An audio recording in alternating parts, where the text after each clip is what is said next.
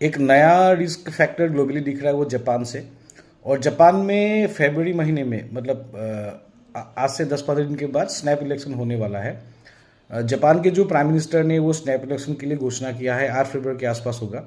Exactly वो government का term complete ही नहीं हुआ है और कुछ कुछ फैक्टर्स के कारण जो टाइकीची है, जो जापान के प्राइम मिनिस्टर हैं, उन्होंने एक स्नैप इलेक्शन के लिए घोषणा किया है।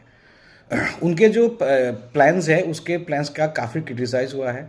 उनका पहला प्लान है स्पेंडिंग बूस्ट करना है और टैक्स कट करना है, जिसके कारण जापानी जो पब्लिक फाइनेंस है उसमें इम्पैक्ट पड़ेगा। और इम्पैक्ट पड़ेगा इस तरह से कि जापान के जो अभी डेब्ट टू जीडीपी काफ़ी हाई है, ऑलमोस्ट 240-250% ऑफ द जीडीपी रहता है। तो उसका एक डर है कि फर्दर बढ़ जाएगा क्या, और डेब्ट टू जीडीपी रेशियो और भी बढ़ जाएगा, और जापान के जो भी गवर्नमेंट सिक्योरिटीज है उसमें रिस्क बढ़ जाता है। अब देखिए, रिसेंटली हम लोगों ने देखा है जापान के जो बॉन्ड है, बॉन्ड का यील्ड काफ़ी बड़ा है। यील्ड और बॉन्ड का प्राइस निगेटिवली कोरिलेट होता है। जब यील्ड बढ़ता है तो बॉन्ड का प्राइस गिरता है।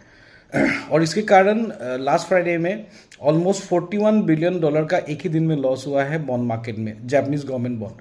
और यील्ड बढ़ने से क्या होता है कि Japanese market has become volatile. Japanese bond market में इतना मोमेंटम नहीं होता था, इतना मोमेंटम नहीं है, बहुत कम रेट में चलता था। और Japanese generally are generally call low yielding assets, और वहाँ पे रिटर्न काफ़ी कम मिलता था।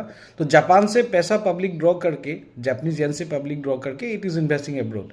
तो ये ऑलमोस्ट $5 ट्रिलियन का ऑलमोस्ट कैपिटल का, जापान का जो कैपिटल है वो बाहर फाइनेंशियल मार्केट में एड अप हो रहा है। अब जब जापान का बॉन्ड का यील्ड बढ़ गया, मतलब जो एक्सपेक्टेड रेट ऑफ रिटर्न बढ़ गया है, तो लॉट ऑफ एक्सपेक्टेशन इस तरह का है कि कुछ कुछ फंड जापान में भी आ जाएगा, और सम फंड्स में रिटर्न बैक टू आसाम। अगर जापान में ही अगर 4-5% मिल रहा है, और जो यूएस के ट्रेजरी है 30 ईयर्स का जो ट्रेजरी है, और जापान का जो बॉन्ड है ऑलमोस्ट अभी उनका जो यील्ड है ऑलमोस्ट इक्वल के आसपास आने के लिए पॉसिबिलिटीज है, वो गोल्डमैन सैक्स ने भी बताया है।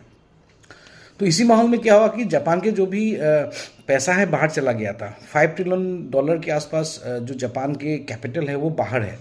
अब वो रिटर्न बैक करता है तो बाहर में मार्केट में भी इम्पैक्ट पड़ जाएगा। और जिस तरह से जापान के बॉन्ड यील्ड बढ़ रहा है, अब एक 10 बेसिस पॉइंट यील्ड बढ़ने से यूएस के ट्रेजरी में 2% इम्पैक्ट हो रहा है। जो इस इम्पैक्ट के कारण काफ़ी वोलेटिलिटी हुआ, यील्ड शूटअप होने के बाद काफ़ी पैनिक आया।